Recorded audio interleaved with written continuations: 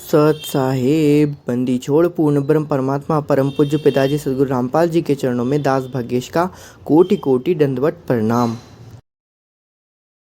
बंदी छोड़ सदगुरु रामपाल जी की कृपा से ज्ञान यज्ञ मुक्ति बोध का पठन। सभी भाई बहनों को दास का प्यार भरा सत साहेब।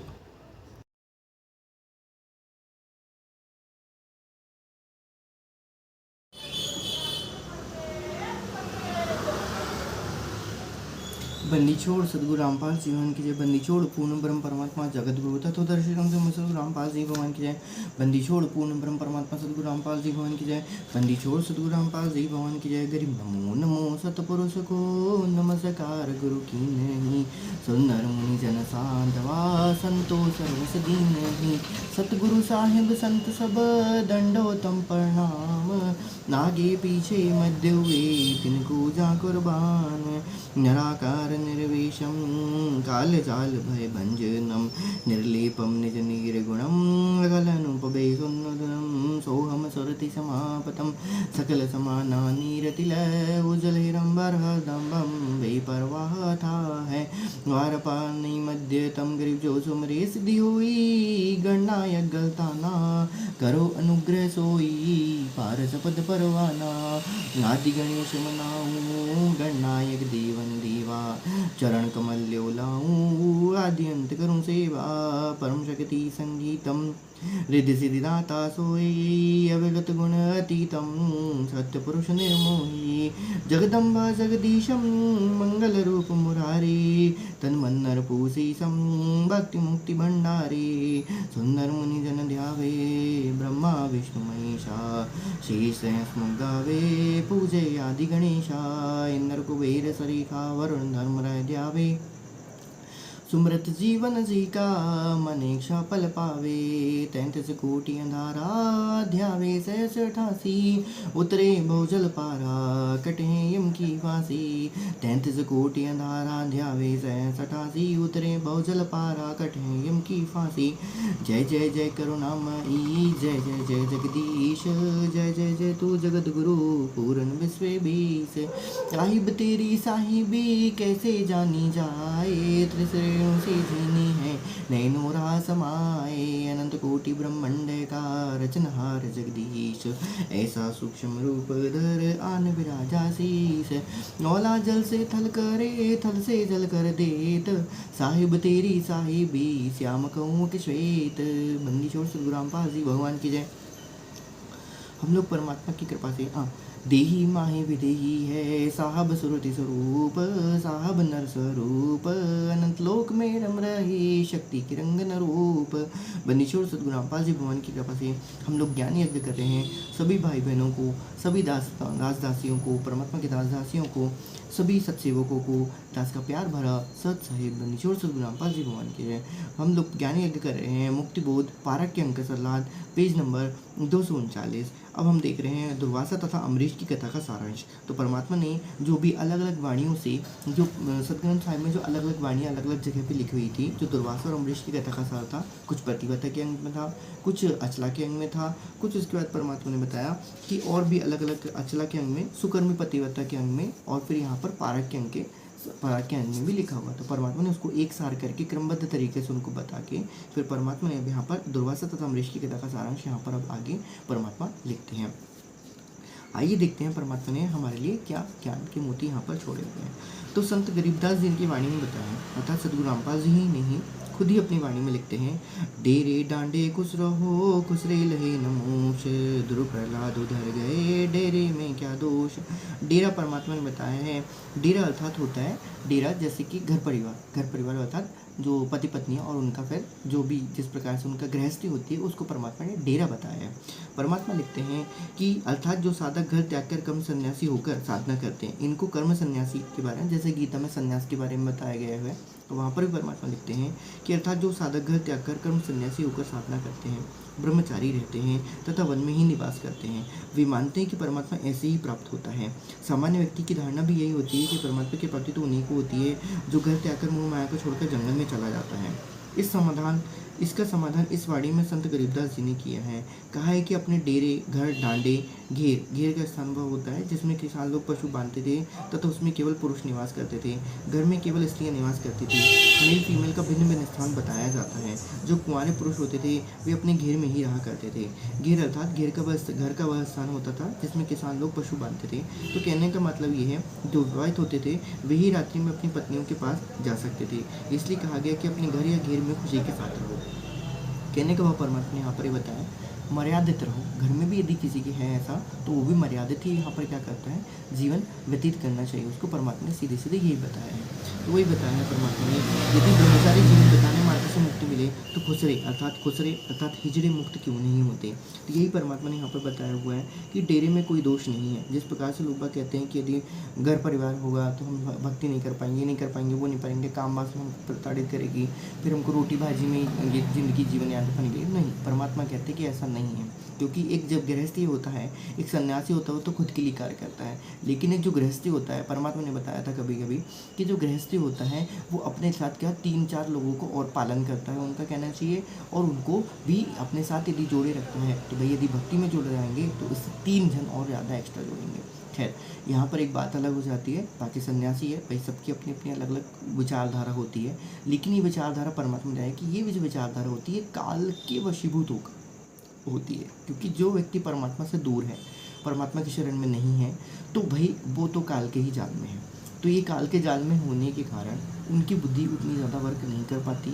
इस कारण से वो मनमुखी साधना करते हैं, और ये मनमुखी साधना घर त्याग कर संन्यास करने का भी एक प्रकार से मनमुखी साधना है। तो वही परमात्मा कहते हैं कि डेरे में क्या दोष। डेरे में अर्थात घर में भी रहकर आप क्या कर सकते हो, भक्ति कर सकते हो, जैसे कि अभी भक्ति की जा रही है। तो वही बोलते हैं कि यदि ब्रह्मचारी जीवन बिताने मात्र से, यदि मान लीजिए यदि किसी को ऐसा लगता है, उनको ऐसा लगता है कि भैया सिर्फ ब्रह्मचारी जीवन जीवने से बिताने से मुक्ति नहीं मिलते, तो भैया खुसरे हिजड़े मुक्त क्यों नहीं होते जो जन्मजात ब्रह्मचारी हैं। अब आप यह भी मानते हो कि द्रुपद दोनों भक्तों को उद्धार हो गया, व्यापार हो गया, उनकी मुक्ति हो गई, ये दोनों भक्त घर में रहे, विवाह भी करा इन दोनों का। बात भी सही बात है, सबका विवाह हुआ था। नानक जी का भी हुआ था शायद, तो मुझे ध्यान नहीं है कि नानक जी का हुआ था कि नहीं हुआ था, देखना पड़ेगा, एक बार विचार करना पड़ेगा। फिर बच्चे उत्पन्न किए और मुक्ति भी पाई।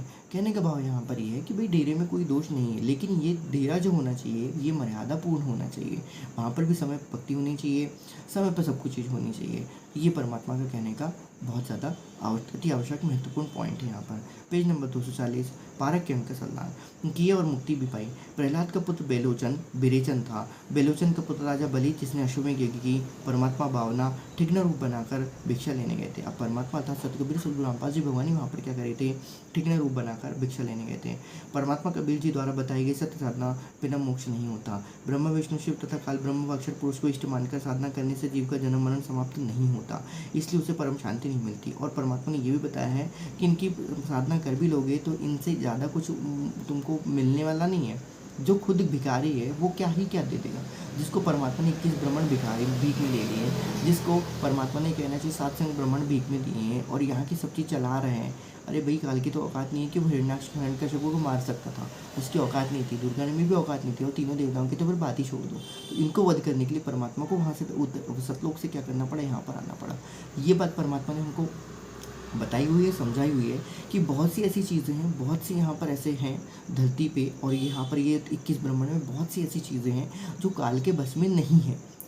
कहते ज़रूर हैं कि भाई सारा काल का लोक है, ये है वो है, लेकिन उनका वध करना या उनको मारना या इस प्रकार से जो भी चीज़ है कि उनको किस प्रकार से ज्ञान में चर्चा में हराया जाए, तो ये काल के भी बस की बात नहीं आती है। जो काल दुर्गा, पहले तो देखिए सीधी सिंपल सी बात है, जो आम इंसान से बन पड़ता है वो तो आम इंसान कर लेता है। फिर कुछ ऐसी चीज़ें होती है 33 कोटि देवी देवता अपने तौर पे समझा लेते हैं। फिर उसके बाद ये आती है कि जो इनसे भी नहीं संभलते, जो कुछ राक्षस हो जाते हैं या कुछ ऐसी चीज़ हो जाती है जो इनसे भी नहीं संभलती, फिर वो तीनों देवताओं के पास जाते हैं, त्रिगुण देवताओं के पास जाते हैं, ठीक है। फिर वो त्रिगुण देवता ब्रह्मा विष्णु महेश से भी जो चीज़ नहीं संभलती तो फिर वो दुर्गा के पास जाते हैं, और जो चीज़ दुर्गा से भी नहीं संभलती है तो फिर दुर्गा बोलती है कि भाई आप क्या करो, उस निराकार परमात्मा को अर्थात ब्रह्म को क्या करो, याद करो, क्योंकि मेरे बस की बात नहीं है, वो ही कर सकता है। तो फिर वो वहाँ पर वो जाती है, अरजावाज किसके पास जाती है, उसके पास जाती है। तो ये शायद तक आपको पता नहीं है, लेकिन नारद पुराण में या कहीं तो भी मैंने पढ़ा हुआ था कि काल ब्रह्म और ध्रुव में बहुत ज़्यादा क्या हुआ था, युद्ध हुआ था। ध्रुव या प्रयाग मुझे ध्यान नहीं है, लेकिन मुझे बहुत पुरानी बात है, कब मैं आज से 15 साल पुरानी बात होगी, मुझे ध्यान नहीं है।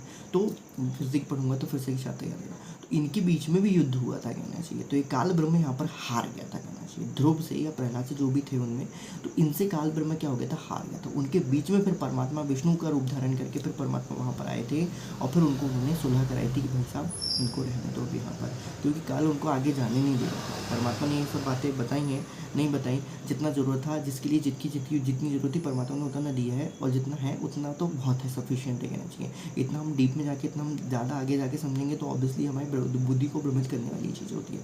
ठीक, तो परमात्मा यहाँ पर एक बंदीछोड़ सदगुरु रामपाल जी भगवान के चरणों में दास का कोटि कोटि धन्यवाद। बंदीछोड़ यहाँ पर ये बताना चाहते हैं कि भाई साहब मतलब दास के मुकम्मल से जो निकला है उसको पहले कंप्लीट कर देते हैं कि जो यहाँ पर है कहना चाहिए बहुत सी ऐसी चीज़ें, जैसे उनसे काल ब्रह्म से तो वो पुल भी नहीं बना था, रामचंद्र लक्ष्मण वहाँ नहीं भी आ पाए थे कहना चाहिए, संजीवनी बूटी उनको नहीं मिल पाई थी, फिर द्वारका नगरी समुद्र ने डुबो दी थी कहना चाहिए, हिरण्याश हो गए, हिरण्यकश्यप हो गए, ये दोनों भी इनसे नहीं मरने वाले थे कहना चाहिए, फिर और भी रावण तो मरने वाला तो था ही नहीं कहना चाहिए। ठीक है, तो ये परमात्मा की शक्ति इनमें थी कहना चाहिए, क्योंकि परमात्मा की शक्ति जो होती है वो सगुण और निर्गुण राक्षसों और भक्तों दोनों में होती है परमात्मा की शक्ति। वो एक ही राक्षस लोग जो होते हैं, जो बुद्धिहीन प्राणी होते हैं, जो काल के प्रेरित प्राणी होते हैं, उसको अत्याचार के रूप में यूज़ करते हैं कहना चाहिए। तो ये जो इम्पोर्टेंट बात है कि ये जब इन पाँचों से कोई चीज़ नहीं संभलती तभी आरज जाती है कहाँ पर, उस पूर्ण ब्रह्म परमात्मा के पास जाती है। या तो वो भक्त के द्वारा जाए, या तो फिर काल ब्रह्म खुद वहाँ पर अरज लगाए कि ये परमात्मा मेरे राज्य में ऐसा ऐसा हो गया, यहाँ पर मेरा राज्य उथल पुथल हो रहा है, तो इस तरीके से फिर आप क्या करो, मेरी रक्षा करोगे। जिस प्रकार से बलि के समय की बात होती है, बलि के समय में ऐसे हुआ था क्योंकि राजा बलि स्वर्ग पृथ्वी पाताल तीनों के राजा थे कहना चाहिए उस समय पे। तो बलि राजा ने यज्ञ किया था, हरि ने आके दान दिया था, तो उस समय उसको छल करना किसी की बस की बात नहीं थी। विष्णु ब्रह्मा विष्णु महेश और इनकी ब्योत नहीं थी, क्योंकि बलि की बात ही अलग थी। बलि राजा जो था वो बहुत सिद्धि शक्ति संपन्न था कहना चाहिए, हम उसकी कल्पना भी नहीं कर सकते कि बलि राजा के पास ये चीज़ें थी करके कहना चाहिए। तो फिर परमात्मा ने उसको क्या किया, फिर परमात्मा ने उनको दर्शन दिए, वहाँ पर सदगुरु रामपाल जी भगवान विष्णु के रूप में आए, 52 रूप धारण करके आए। विष्णु के रूप में तो आ नहीं सकते थे, क्योंकि विष्णु को तो वो कुछ भी देता भी नहीं दान में, सीधी सी बात है, क्योंकि उसकी और विष्णु की तो बिल्कुल ये समझ लीजिए कि 36 का आंकड़ा चल रहा था उस समय। इनको लगा था कि ये हमेशा विष्णु हमेशा छल करते करके, अब छल विष्णु नहीं करते हैं, वो करता है काल करता है। इसलिए फिर परमात्मा वहाँ पर उसको क्या कर रहे थे, बलि को वहाँ पर उसके दान उसको सफल करने के लिए, उसके यज्ञ को सफल करने के लिए। अब भले हमें कहा जाए कि छल करने के लिए, ये करने के लिए, नहीं, उसके यज्ञ को सफल करने के लिए वहाँ पर परमात्मा थे, क्योंकि उस समय उस यज्ञ में दान जो था, वो दान देने का अधिकारी या दान लेने का अधिकारी जो था वो सिर्फ उसे पूर्ण ब्रह्म परमात्मा था। तीनों सृष्टि तो उसने जीत ली थी कहना चाहिए, स्वर्ग मृत्यु और लोक और पाताल लोक, तीनों की जगह पे 7 पाताल उसने जीत चुके थे। उस पाताल तो एक ही पाताल था शायद, तो मुझे ध्यान भी नहीं पूरी थी, जब वो पूरी कथा कहानी पूरी पढ़नी पड़ेगी तब जाके समझ। तो जब इनके बस की बात नहीं होती है तो फिर परमात्मा वहाँ पर क्या होते हैं, अवतरित होते हैं, और परमात्मा फिर वहाँ पर क्या करते हैं, अपनी शक्ति से उसको वहाँ पर फिर अपनी लीलामय तरीके से परमात्मा वहाँ पर लीला करते हैं। आइए देखते हैं परमात्मा अब आगे क्या लिखते हैं। तो इस प्रकार से 240 पेज नंबर 12 के अंक का सलाद, परमात्मा 52 या ठिकना रूप बनाकर भिक्षा लेने गए थे। परमात्मा कबीर जी द्वारा बताई गई सत्यनारायण बिना मोक्ष नहीं होता। ब्रह्मा विष्णु शिव तथा काल ब्रह्म व अक्षर पुरुष को इष्ट मानकर साधना करने से जीव का जन्म मरण समाप्त नहीं होता, इसलिए उसे परम शांति नहीं मिलती, न सनातन परम धाम शाश्वतम स्थानम प्राप्त होता है, जिसके विषय में गीता 90 अध्याय श्लोक नंबर 162 में कहा गया है कि गीता ज्ञानदाता काल ब्रह्म को अपने से अन्य परमेश्वर की महिमा बताई है। उस परमेश्वर के शरण में जाने से परम शांति प्राप्त होती है तथा अमर लोक यानी सतलोक की प्राप्ति होती है। अब उदाहरण में परमात्मा लिखते हैं कि राजा ऋषि विष्णु जी के अच्छे भक्त थे, घर पे रहते थे, बाल बच्चेदार थे, उनकी भक्ति की शक्ति के सामने कर्म सन्यासी दुर्वासा ऋषि भी हार गया था, शरण पकड़कर अपने जीवन की रक्षा की भीख मांगी थी। वही अमरीश आत्मा त्रेता युग में राजा जनक हुए, जो घर में ही रहते थे तथा विवाहित थे, सीता जी के पिता थे। उनकी भक्ति के सामने कर्म सन्यासी वनवासी ऋषि सुखदेव, पुत्र ऋषि कृष्ण द्वैपायन आदि वेद व्यास ने हार मानी और दीक्षा लेकर राजा को गुरु बनाकर स्वर्ग तक जाने की व्यवस्था की, क्योंकि इनके पास जो वृत्ति है वो सिर्फ स्वर्ग तक की साधना होती है।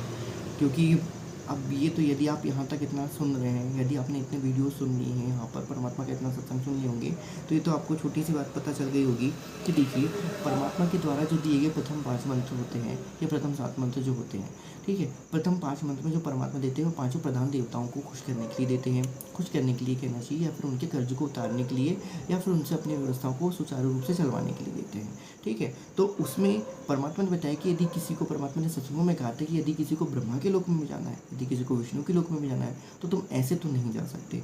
जाओगे तो कुछ क्षणिक सुख वहाँ पर तुमको मिलेगा, और फिर वहाँ से तुम वापस क्या जाओगे, वापस यहाँ जाओगे। तुमको यदि वहाँ पर जाना है, रहना है, अच्छे से सुख वहाँ का भोगना है, तो तुम मेरे से आके क्या करो, मेरे से आके तुम क्या करो भैया, यहाँ पर दीक्षा लो, बिना दीक्षा, क्योंकि ये मंत्र है ही नहीं, क्योंकि ये मंत्र किसी और के मंत्र हैं ही नहीं, किसी और में ये ताकत है ही नहीं इन मंत्रों में कि वो तुमको वहाँ तक क्या कर दे, पहुँचा दे, ठीक है। तो जो इसके पहले जो कहानी सुनी है हमने, कथाएं सुनी है कि भाई राजा परीक्षित या वॉट एवर जो भी जितने भी लोग थे सब गए थे, इनके पिछले जन्म में कभी इन्होंने सदगुरु रामपाल जी की भक्ति करी हुई होगी, उसके कारण से, या सतकबीर सदगुरु रामपाल जी भगवान की भक्ति करी होगी, उस कारण से उनमें वो भक्ति बची रही। काल जो करता है अब यहाँ पर ऊपर नीचे भेजने का काम, ये सब पूरा की पूरा सिस्टमैटिक ढंग से चलता है कि कब किसके पुण्य को बढ़ाना है, किसको कहाँ तक भेजना है, कब किसके सामने क्या रचना करनी है, तो भाई उसको हमको क्या करना है, ये सब पूरी काल, दुर्गा और मन की सोची समझी चाल होती है। इसलिए परमात्मा कहते हैं कि ऐसी जगह तुझे ले जाके छोड़ूंगा जहाँ पर ये मन, माया और काल तीनों का भी क्या नहीं होता, कुछ नहीं होता है। तो ये आपस में ही खेलते हैं, कभी कम ज़्यादा करते हैं, इसलिए परमात्मा कहते हैं मन राजा खेलन चला रंग हो रही हो, ठीक है। तो 3 लोग पासिंग द रिवर, ठीक है। मन राजा ने इतनी होली खेल ली है यहाँ पर रह रह के कि सारा के सारा पूरा के पूरा जो 21 ब्रह्मांडों का जो है, ये इसके ऊपर क्या हो गया है, रंग उसके ऊपर चढ़ गया। अब इस रंग को परमात्मा के द्वारा क्या करना पड़ेगा, मतलब ज्ञान के द्वारा रेग मार लगा लगा के उस पर पक्का पेंट परमात्मा के ज्ञान का क्या करना पड़ेगा, चढ़ाना पड़ेगा। तो ये इंपॉर्टेंट बात है बहुत ज़्यादा। आगे परमात्मा क्या लिखते हैं कि तो सीता जी के पिता थे द्वैपायन यानी कृष्ण विद्वान हारमानी, और दीक्षा लेकर राजा को गुरु बनाकर स्वर्ग तक जाने की व्यवस्था की। इनके पास से स्वर्ग तक बस जा सकते हैं, स्वर्ग नरक, बस इसके अलावा इनके पास और कुछ आगे का मैटर नहीं है, ठीक है। जो सदगुरु रामपाल जी के भक्त होते हैं वो अलग अलग लोकों में जाते हैं, सीधी सी बात है, मानो अथवा ना मानो। कलयुग में वही राजा अमरीश व राजा जनक वाली आत्मा स्वर्ग में अपने पुण्यों को खर्च कर भारत देश में, वर्तमान में पाकिस्तान में श्री कालूराम मेहता खत्री के घर जन्मा, श्री नानक नाम रखा। उस जीवन में भी श्री विष्णु जी भक्ति करते थे। परमेश्वर कबीर जी को उनको बेई नदी के किनारे मिले, यथार्थ आध्यात्मिक ज्ञान करवाया, सचखंड लेकर गए, अपनी यथार्थ स्थिति तथा शक्ति से परिचित करवाया, ब्रह्म विष्णु तथा शिव ब्रह्म का अस्तित्व दिखाया, फिर वापस छोड़ा। तब श्री नानक जी ने काशी में शहर जाकर, काशी शहर में काशी या बनारस शहर में जाकर कबीर सदगुरु से सतनाम की दीक्षा लेकर जन्म मरण से छुटकारा पाया, परम शांति प्राप्त की, सनातन परम धन यानी सचखंड प्राप्त किया। निचोड़ शब्द स्वरूप साहित्य परम पूज्य पिताजी सतगुरु सदगुरु रामपाल जी भगवान के चरणों में दास का कोटि कोटि धन्यवाद प्रणाम। ये इंपॉर्टेंट बात थी जो परमात्मा ने यहाँ पर बताया था, बेई नदी पर परमात्मा प्रकट हुए थे। अब परमात्मा की लीला परमात्मा ही जान सकते हैं, जीव की बस की बात की औकात तो नहीं है। अब आगे परमात्मा लिखते हैं, काल ने ऋषि दुर्वासा को प्रेरित किया था ताकि अमरीश सत्य साधना त्याग दे। बात वही आई जो हमने पहले इस पर विचार कर चुका था, जो सत्संगों में परमात्मा ने पहले बताया हुआ था। वही बात है कि काल ने ऋषि दुर्वासा को प्रेरित किया था कि ताकि अमरीश सत्य साधना त्याग दे, सदगुरु रामपाल जी की भक्ति को क्या कर दे, वो त्याग दे वहाँ से। हालांकि वहाँ पर वो करता विष्णु की भक्ति था, लेकिन जो पूरी कर्म थे, मतलब भक्ति वाले जो पूरे के पूरे कर्म थे, वो सारे के सारे त्रिसंध्या करना या अमल आहारी होना या वॉट जो भी है, वो सब कैसे थे, वो सत्य भक्ति साधना की ही थी कहना चाहिए। आगे लिखते हैं, और इसी जन्म में पतन हो जाए, इसी जन्म में पतन हो जाए उसका। परमात्मा कबीर जी ने राजा अमरीश की सत्य साधना की रक्षा की। काल नहीं चाहता था कि जीव सत्य साधना करे। ये इंपॉर्टेंट बात थी पूरी की पूरी कथानकों का, जो हमने उसको अच्छे तरीके से देखा, परखा, जांचा और समझा। काल का वो काम था एटम बम बनाना, एटम बम से क्या करना, लोगों की सिद्धियाँ बनाना और उसको सत्य मार्ग से वहाँ से क्या कर देना, भटका देना। अब 12 के अंक के वाणी नंबर 185 से 192। बंजारे के बैल जो भरा भरा बहुदे फिरे देश परदेश, जिनके संग न साथ हूँ जगत दिखावे भेष। आज मेरे आसरे मैं आज के पास, गैल गैल ला क्या फेरू जब लग धनी आकाश। नारद से साधु अति ज्ञान परवीन, आति ज्ञाता परवीन, एक पलक में बह गए मन में बाकी मलीन। दुर्वासा अमरीश के गए ज्ञान गुण डार, पार, चरण कमल शिक्षा लाई, तुम ईश्वर प्राण उधार। बख्शो प्राण दया करो, पेट लगाओ हाथ, मेरे और मेरे में ठंडी हुए शीतल कीजिए गात। अमरीश में के ताहा बेसे बदन कुलास, तुम ऋषि मेरे प्राण हो, मैं हूँ तुम्हारा दास। चक्र सुदर्शन शीश धरी, दीजो भक्ति ज्ञान, मैं चेरा रक्षण ना रखूं, बख्शो मेरे प्राण। गरीब चक्र सुदर्शन पकड़ कर अम्बरीश बैठाए, दरवाजा पर मैर करी, चलो भक्ति के भाई। परमात्मा 241 पेज नंबर पर मुक्ति बोध में लिखते हैं, परमात्मा ने कहा कि मेरा सिद्धांत है, जो हरियाई गाय, क्या लिखा है, हरियाई गाय की तरह इधर उधर दुनिया को ठगते फिरते हैं, मैं उनके साथ नहीं हूँ। भाई सीधी सी बात है, परमात्मा ने क्या कहा, ठगुआ सब संसार, और मैं इस ठगुआ लोगों के साथ नहीं रहता जो किसी तरीके से लोगों को ठगने में करते हैं। इसलिए परमात्मा कहते हैं, आप ठगा सुख होते हैं और ठगे दुख हुए। तो जो हरियाई घास की तरह इधर उधर दुनिया को ठगते फिरते हैं, मैं उनके साथ नहीं हूँ। वे जगत में साधु वेश बनाकर प्रभावित करके काल जाल में डालते हैं। भाई बात बिल्कुल सही है, जो अपने ज्ञान से, कहना चाहिए लोगों का, महात्माओं को सत्य ज्ञान ना देकर, ये चलो सत्य ज्ञान का आश्रय लेकर भी यदि उनको काल जाल में फंसा के रखता है, तो परमात्मा कहते हैं मैं उनके साथ तो बिल्कुल भी नहीं। और परमात्मा जिसके साथ नहीं है तो भैया उसके साथ फिर तो काल ही है वहाँ पर। तो इस प्रकार से भैया राम राम। सदगुरु रामपाल जी भगवान के चरणों में दास को हमेशा रखिएगा परमात्मा आपके चरणों में। तो परमात्मा लिखते हैं, मैं उनके साथ में नहीं हूँ, और क्योंकि वो प्रभावित करके उनको काल के जाल में डालते हैं, जो आत्माओं को सर्वनाश करने की ठेका लेके परमात्मा बताया है कि ठेका लेके ही परमात्मा ने बताया कि ये ठेका लेके ही कहाँ आते हैं, कहाँ से काल से ठेका लेके आते हैं, जैसे कि पूरे बाकी के सारे होते हैं। और परमात्मा आगे क्या लिखते हैं, जो मेरे अजीज प्रिय भक्त हैं, मैं उनके साथ सदा रहता हूँ, गेल गेल पीछे पीछे लगा रहता हूँ, जब तक धरती तथा आकाश है। कहने का भाव परमात्मा का यहाँ पर ये था कि मैं उसकी रक्षा करता हूँ, मैं उसको तत्वज्ञान देने की कोशिश करता हूँ, उसको ज्ञान के आधार को बनाने की कोशिश करता हूँ, उसकी भक्ति को बचाए रखने की कोशिश करता हूँ, ताकि वो किसी न किसी जन्म में क्या हो जाए, पार हो जाए। नारद जी साधना करने वन में गए, 12 वर्ष करके लौटे तो अपने पिता ब्रह्मा से कहा कि मैंने अपनी इंद्रियों पर काबू पा लिया है। फिर वही कहानी आई। परमात्मा यहाँ पर सिर्फ ये बताना चाहते हैं कि जब तक कोई भी व्यक्ति 5 तत्वों और 3 गुणों से बना हुआ है, जो कि यहाँ पर असंभव है, क्योंकि ये काल का लोक है, यहाँ पर सिर्फ काल और दुर्गा ही बल जो है वो कहना चाहिए वो 5 तत्वों और 3 गुणों से ऊपर है। लेकिन उनमें भी परमात्मा कहते हैं कि उनमें भी काम वासनाएं कहना चाहिए। तो ये इंपॉर्टेंट बात थी। तो अब वो चाहें अथवा ना चाहें, क्योंकि ये उसके बाद भी उनकी इंद्रियों पर उनको उनका वश नहीं है कहना चाहिए। दुर्गा तो एक घड़ी उस पर थोड़ा बहुत है भी कहना चाहिए, क्योंकि वो काल के अधीन है, लेकिन काल के अधीन होने के बावजूद भी वो अपनी इंद्रियों पर वशीभूत नहीं रखती हैं।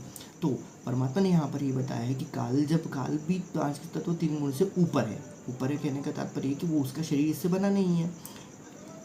फिर भी परमात्मा कहते कि वो क्या है भैया, वो भी अपनी इंद्रियों पे काबू नहीं पा सकता। तो फिर इनके नीचे जो 5 तत्व 3 गुण से जो बने हुए हैं, उनकी तो औकात ही है।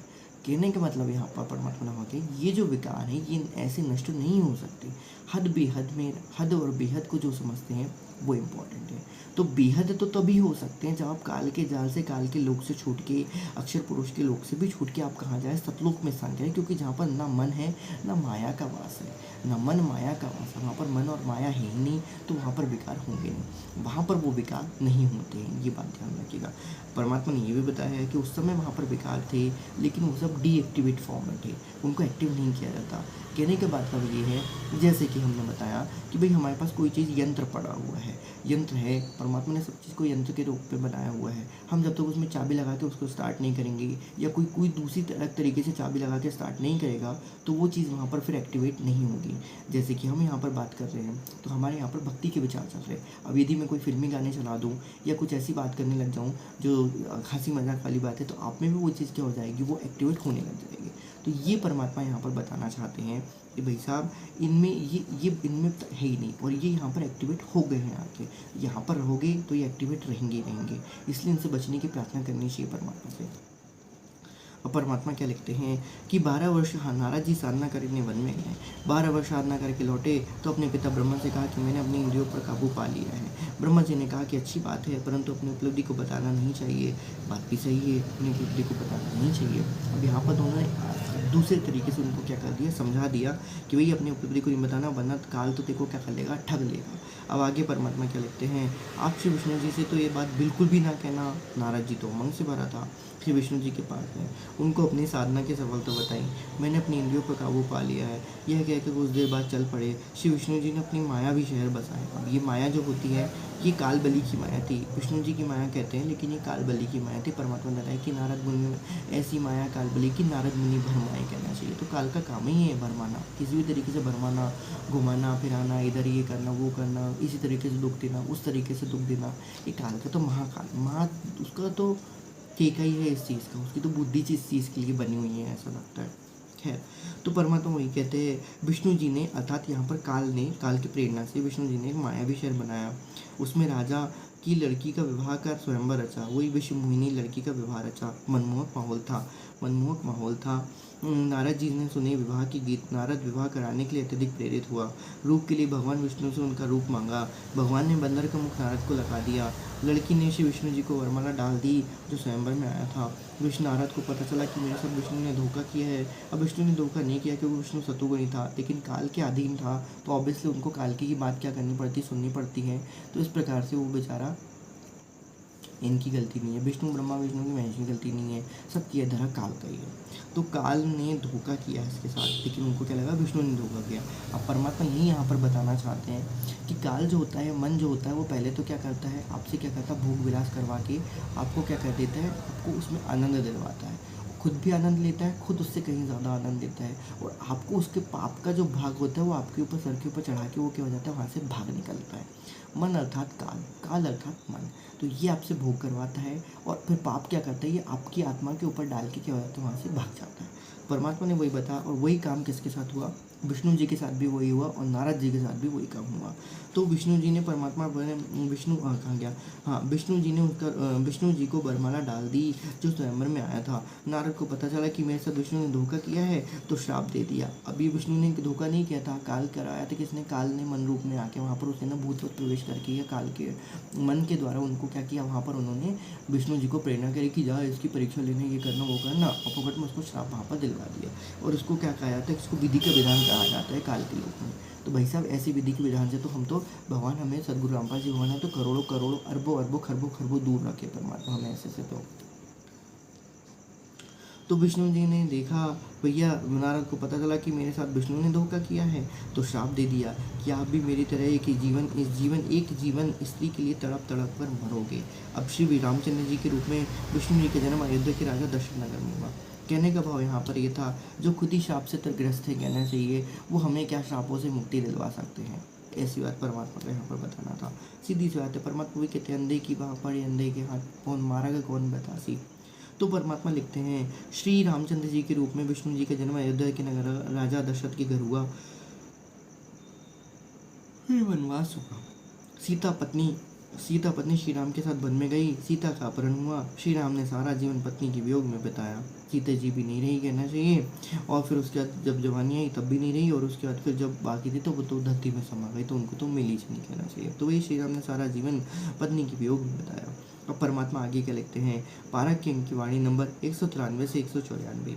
गण गंधर्व और मुनिजन 33 होता है, 30 तत्व सार, अपने जन के कारणे उतरे बारंबार। अनंत कोटि अवतार हैं, नहीं चितवे बुद्धिनाश, खाली केले खलक में 6 ऋतु 12 मास। अब 9 चितवे विधिनाश, अर्थात नहीं चितवे विधिनाश, खाली केले खलक में 6 ऋतु 12 मास। परमात्मा इसके सलाहत में लिखते हैं, जितनी भी देव गण मुनिजन 33 करोड़ देवता हैं, 33 करोड़ देवता है, वे परमात्मा की भक्ति करके इस पद को पाए हुए हैं। सीधी सी बात है, ये बात तो हम बहुत पहले से जानते हैं, क्योंकि सब कुछ जो भी है वो परमात्मा के द्वारा ही है। हम लोग जब पढ़ते हैं ना, राग घना सारी में तेही आपनी राम था पन था मी, तो मतलब तेही आपनी राम, कहने का भाव यहाँ पर ये है कि सारी शक्ति जो है वो परमात्मा से ही चलती है। परमात्मा की ही शक्ति से सब लोग अपने अपने पोस्ट पे क्या हुए हैं, बने हुए हैं। परमात्मा ही उनको वहाँ पर करता है। और ये बात तो गीता के अंदर भी खुद कहता है कि भाई साहब, यहाँ पर कहता जरूर हूँ मैं, लेकिन यहाँ पर मेरी पूरी नहीं चलती। भले ये मेरा लोक है, लेकिन यहाँ पर भी मेरी पूरी नहीं चलती है। ये काल ने गीता में खुद इस बात को एक्सेप्टेड उसने किया हुआ है, काल ने। खैर, तो वो कहता है कि भैया यंत्र रूढ़ानी माया, तो परमात्मा उनके कर्मों और गुण के अनुसार वहाँ पर क्या करते हैं, उनको सारी सृष्टि में क्या करता है और अलग अलग योनियों में क्या करता है, भ्रमण करवाता है। तो ये बात है यहाँ पर। तो वो यहाँ पर हम ध्यान रखते हैं कि भैया अब आके परमात्मा क्या लिखते हैं कि भाई जितने भी ये परमात्मा होते हैं, ये जितने भी देवी देवता होते हैं, ये परमात्मा की भक्ति करके इस पद को प्राप्त हुए हैं। यदि इनके साथ कोई शरारत करके हानि पहुंचाता है, यदि इनके साथ भी कोई शरारत करके हानि पहुंचाता है, तो उसकी रक्षा के लिए परमात्मा कबीर जी की सहायता करने ऊपर से आते हैं। ये बात जैसे अभी हमने देखा, अवतरित होते हैं, अवतार धारण करते हैं। अब यहाँ पर अवतार लिखा हुआ है, अवतार परमात्मा लेते हैं, लेकिन यहाँ पर परमात्मा सीधे हम जानते हैं कि परमात्मा के अवतार नहीं होते, वो सीधे ही प्रकट होते हैं, लेकिन उनको समझाने के लिए, उनको बताने के लिए, उनकी लैंग्वेज में उनको बताने के लिए, ताकि वो समझ जाएं ठीक ढंग से। तो भी परमात्मा एक लीलामय तरीके से वहाँ पर आते कि भाई हमने अवतार लिया है। जैसे वामदेव ऋषि परमात्मा कहलाए थे उस समय जब सतयुग में आए थे, फिर द्वापर में आए थे तो करुणामय, द्वापर बोल रहा हूँ, त्रेता में आए थे तो फिर आपके ये मुनिंदर नाम से आए थे, फिर करुणामय नाम से आए थे, फिर और ये तो मेन है। मेन के अलावा भी और बहुत सारे परमात्मा के रूप सिमल्टेनियसली चलते रहे। जैसे कलयुग नाम कबीर धरा है, तो क्या कबीर के पहले परमात्मा नहीं आए थे, लेकिन वो किसी और रूप में, किसी और एक छोटे से प्रांत में, छोटे से जगह में, छोटी जगह पे रहते, किसी एक आध दो जन को ज्ञान दे दिया तो ठीक है। जैसे गरीबदास जी के बारे में, गरीबदास जी के बारे में जब वहाँ के लोग जानते थे, हम तो पहले बहुत जानते भी नहीं थे कहना चाहिए। वो तो जब सदगुरु रामपाल जी के मुकम्मल से हमने सुना तब जाके हमको पता चला कि नहीं, गरीबदास के भी कोई महान संत हुए थे। एक्चुअली में वो तो परमात्मा ही थे, लेकिन वो भी हमको बाद में पता चला कहना चाहिए। अब परमात्मा भी इसके बाद भी आएंगे, लेकिन वो बात नहीं रहेगी कहना चाहिए, क्योंकि ये पिछली पीढ़ी है। परमात्मा कहते हैं कि पिछली पीढ़ी है, आगे भी परमात्मा आते रहेंगे, पहले भी परमात्मा आते रहे थे, अभी भी परमात्मा और छोटे छोटे रूप में कई कई जगह पे वो अपना ज्ञान प्रसारित कर रहे होंगे। ऐसा नहीं है कि परमात्मा नहीं कर रहे होंगे, लेकिन बात है कि ये जो है, ये मेन परमात्मा, जो परमात्मा का ओरिजिनल जो स्वभाव है, उनका जो रूप है, उनका जो है, जो सभी लोगों में है, सभी लोगों में, अर्थात कि अकय लोग, अनामी लोग, अगम लोग, अकय लोग, और वो उन रूप में है। तो ये वो मेन ओरिजिन जो उनका जो स्वरूप है, वो हमारे परमात्मा का भी यहाँ पर वो उसी रूप में ही क्या हुए हैं, यहाँ पर प्रकट हुए हैं कहना चाहिए। तो ये इंपॉर्टेंट बात थी, इसलिए बिछड़ी पीढ़ी कहा जाता है इसको। अब परमात्मा आगे क्या लिखते हैं कि यदि इनके भी साथ कोई शरारत करके हानि पहुंचाता है, क्योंकि देखिए शक्तियाँ तो हर किसी में होती है, देवताओं में शक्तियाँ कम होती हैं, राक्षसों में शक्तियाँ ज़्यादा होती हैं। अभी जो हमने ज्ञान चर्चा करी थी थोड़ी देर पहले, यहाँ पर परमात्मा ने उसी का ही क्या कर दिया, उसका ही हमारे समर्थन एक प्रकार से किया है कि यदि इनके भी साथ, क्योंकि देवी देवताओं के साथ भी छल होता है, ऐसा कोई बहुत बड़ी बात नहीं है। देवी देवताओं को भी बहुत सारे क्या करते हैं, उनको प्रताड़ित किया जाता है। कभी कभी जब कुछ राक्षस वगैरह होते हैं तो उन लोग मारण मोहन वशन स्तंभ उच्चाटन करके वगैरह वगैरह क्या करते हैं, उन लोग उनको तरीके से, क्योंकि देखो ये काल का लोक है, तो यहाँ पर सब कुछ चीज़ पॉसिबल है, ध्यान है। सिर्फ काल को छोड़ के, इसलिए काल को ये चीज़ पता भी थी या नहीं पता थी, मुझे नहीं आता, पता कहना चाहिए, क्योंकि यहाँ पर जो है देखिए परमात्मा ने हमको मंत्र दिए हुए हैं, इसी तरीके से इसके अल्टरनेटिव्स भी बहुत सारे मंत्र यहाँ पर मिले हैं, जिनका इफेक्ट भी उसके जैसा पड़ता है कि भैया वो देवताओं को भी क्या किया जा सकता है, उनसे भी किसी काम को निकलवाया जा सकता है, काम को करवाया जा सकता है, लेकिन ये हम लोगों के लिए उचित नहीं है। जैसे कुछ लोग काली की सिद्धि कर लेते हैं, कुछ लोग भैरवी की सिद्धि करते हैं, कुछ लोग बगला मुखी की सिद्धि करते हैं। ये सिद्धि करने का मतलब ही होता है कि इनको अधीन करके, इनको अधीन तो कह सकते हो, कुछ लोग अधीन भी कर लेते हैं, कुछ लोग इनको प्रसन्न भी कर लेते हैं। तो इस तरीके से फिर उनके द्वारा क्या किया जाता है, इन लोग काम निकलवाते हैं कि ये, अब वो देवी देवता क्या हो जाते हैं, उनके प्रेमवश या फिर उनकी शक्ति के वश वो क्या होते हैं, उनके अधीन हो जाते हैं। अधीन हो जाते हैं तो फिर उनको वो काम क्या करने पड़ते हैं, करने ही पड़ते हैं। उसमें फिर वो उनका दोष नहीं होता, क्योंकि उनको ऊपर से ऑर्डर आया हुआ था। अब ये जो किया धरा, जो कर्म जो किया कराया है, ये सबके सबके उनको और दूसरी शक्ति दे देना, मंत्र दे देना, ज्ञान, उसके कारण वो सब ज्ञान जो दिया हुआ है वो सबके सब काल का द्वारा दिया गया है, ठीक है।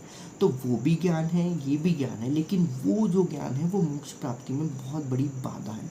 उसको कहा जाता है अविद्या, कहा जाता है, वो अविद्यात्मक ज्ञान है, क्योंकि वो मोक्ष प्राप्ति में सहायता नहीं करता। क्योंकि ऐसे बहुत सी चीज़ें हैं जो दास ने अपने जीवन में, लाइफ में देखी हुई है, और सब चीज़ का असर भी पड़ता है, ऐसा नहीं कि नहीं पड़ता, लेकिन बात वही आती है कि ये जो है ये मोक्ष के लायक नहीं है। ये जो बाकी जो साधनाएं हैं वो मोक्ष को नहीं देने वाली हैं। वो इन देवताओं से काम निकलवा तो लेगी, लेकिन बताइए कि किसी को गुलाम बना के करना, तो बात वही आती है। परमात्मा ने अभी यहाँ पर क्या लिखा हुआ है कि यदि इनके साथ भी कोई शरारत करके हानि पहुँचाता है तो उसकी रक्षार्थ के लिए भी परमात्मा कबीर जी ही सहायता करने ऊपर से आते हैं। लेकिन बात तब होती है जब वो उनका साथ देते हैं, तो यदि वो परमात्मा जो अलग अलग लोकों में जो अलग अलग रूप को धारण करके या योग जीत का रूप धारण करके जब वो उनको ज्ञान देते हैं, तब उनको यदि वो अपना गुरु बना के उनके बताए हुए भक्ति विधि के अनुसार उनके मर्यादा में रह के अनुसार यदि वो काम कर रहे हैं तो परमात्मा वहाँ पर मदद करेंगे। अन्यथा ये लाइन भी यहाँ पर क्या हो जाएगी, परमात्मा की ये लाइन यहाँ पर वो परमात्मा उस तरीके से फिर वर्क उनका कार्य उनका सहायता नहीं करेंगे। जैसे बलि राजा की हमने कहानी देखे थे, कथा देखे थे, यहाँ पर छोटी सी बात थी, तो ये परमात्मा ने पारक के अंग में ही इसलिए लिखा हुआ है ऐसे। आइए देखते हैं कि परमात्मा ने यहाँ पर 240 के दूसरी लाइन में लिखा था कि बैलोचन का पुत्र राजा बलि जिसने अश्वमेध यज्ञ की थी, परमात्मा 52 ठिंगना का रूप बनाकर आए थे। ठीक है, अब क्यों आए भाई, परमात्मा को तो उससे कोई लेन देन था नहीं कहना चाहिए, बलि राजा अपना राज कर रहा था कहना चाहिए, कोई बात ही नहीं थी। तो इसके पीछे की कथा कहानी जो है वो हमें बाद में कहीं पता चलती है कि एक्चुअल में जो राजा बलि थे वो स्वर्ग पे अतिक्रमण करने के लिए, स्वर्ग पे आक्रमण के लिए, स्वर्ग को जीतने के लिए वहाँ पर क्या कर रहे थे, यज्ञ कर रहे थे। उनके यज्ञ पूरे हो चुके थे, 99 यज्ञ पूरे हो चुके थे, 100वां यज्ञ चल रहा था। और विधान के अनुसार जो काल के बनाए हुए विधान या परमात्मा ने ये विधान उस काल के उसमें ऑथोराइज दी हुई है कहना चाहिए कि यदि वो इस प्रकार के 100 यज्ञ कर लेता है तो उसको फिर इंद्र की पदवी मिल जाती है। ठीक है, अब यहाँ पर 100वां यज्ञ चल रहा था, 100वां यज्ञ में उसको सिर्फ दान देना बाकी था कहना चाहिए। 100 यज्ञ भी लगभग 80% 90% तक कंप्लीट हो गया था, उसको सिर्फ आखिरी में दान देना बाकी था।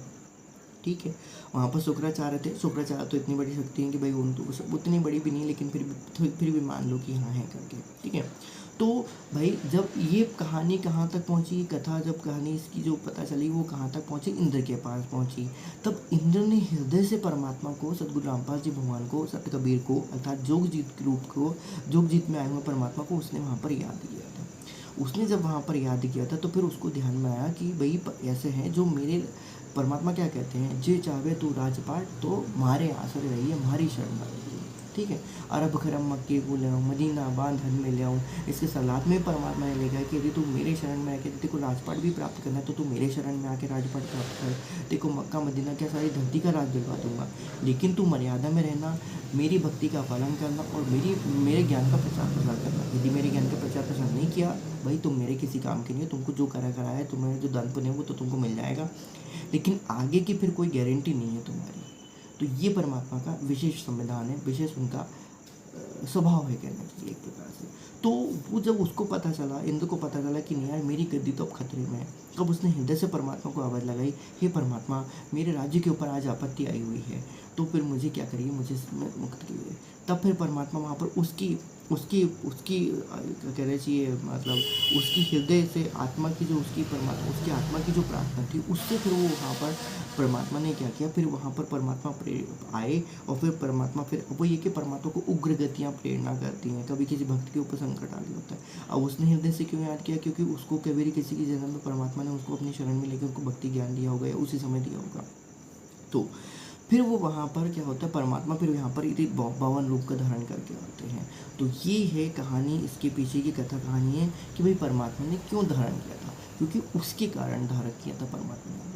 इसने बोला, इसके बाद भी और कथा कहानी और आगे बढ़ती है। इसने परमात्मा से बोला क्योंकि उसकी और विष्णु भगवान की तो 36 का आंकड़ा था, उनको मालूम है कि विष्णु छल गया, लेकिन विष्णु छल नहीं करते, वो तो काल उनके द्वारा करवाता है, काल करता है कहना चाहिए, सीधी सी बात है। तो वो बात आती, तो इसने पूछा था कि भाई आप ऐसा क्यों सदगुरुदेव, मतलब उन्होंने, उसको तो पता चल गया था कि ये विष्णु तो नहीं है, उनको गारंटी, उनको पता लगा कि ये विष्णु से ऊपर कोई शक्ति है, अन्यथा वो दान नहीं देते उसको कहना चाहिए।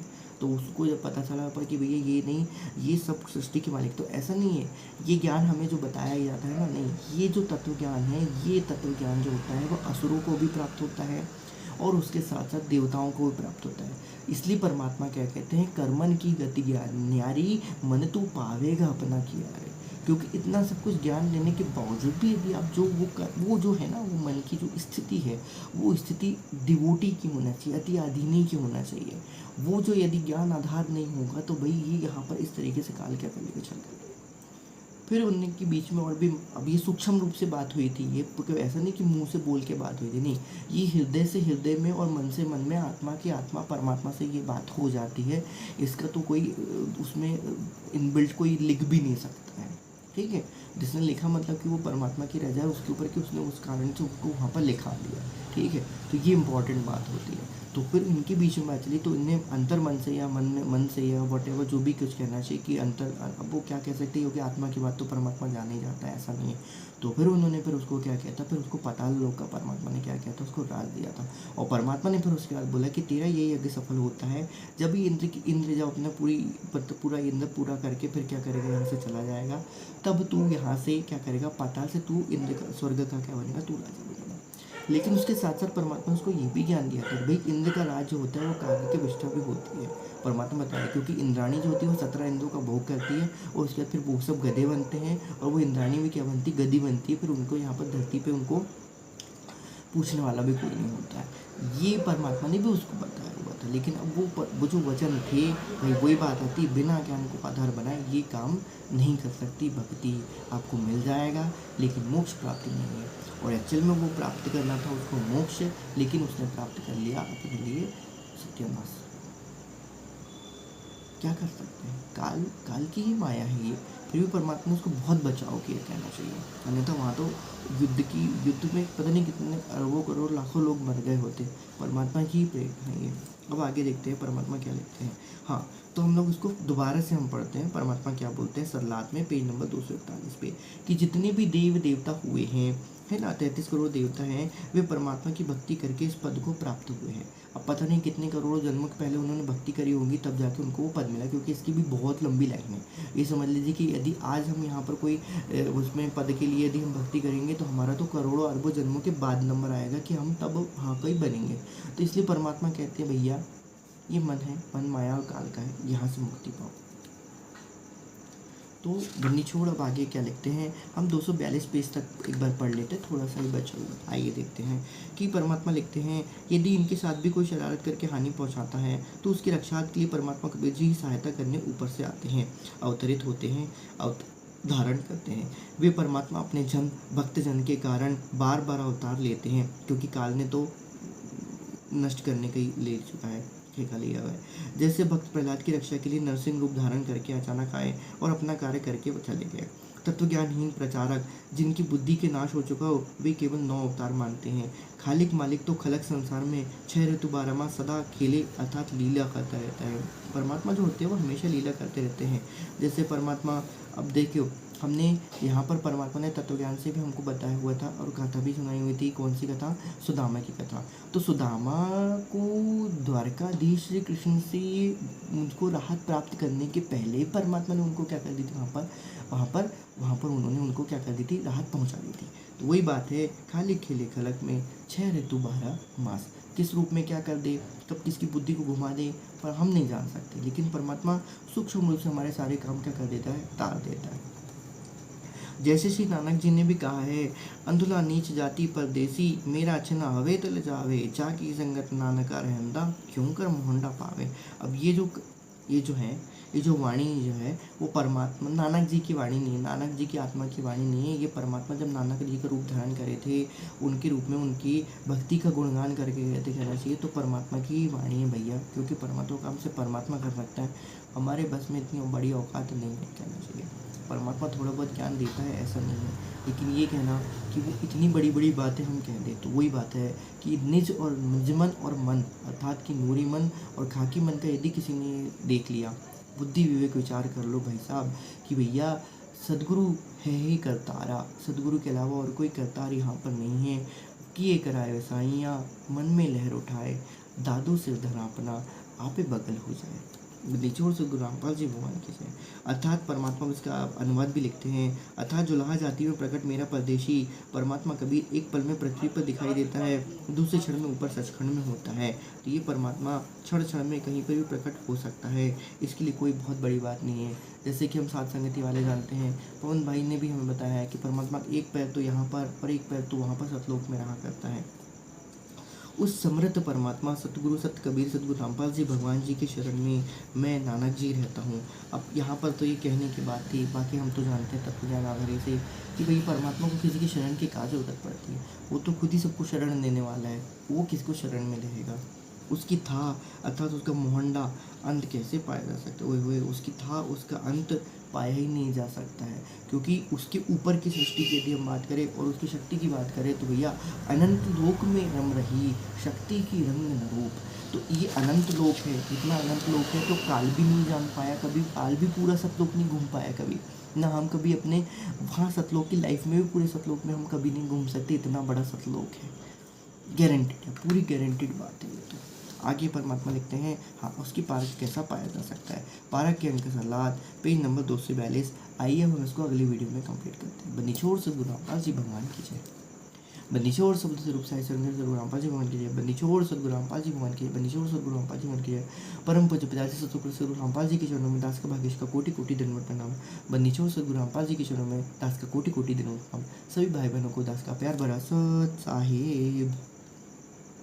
एक घड़ी आधी घड़ी, आदि में पुनियाद, कबीर संगत साधु की कटे कोटि अपराध।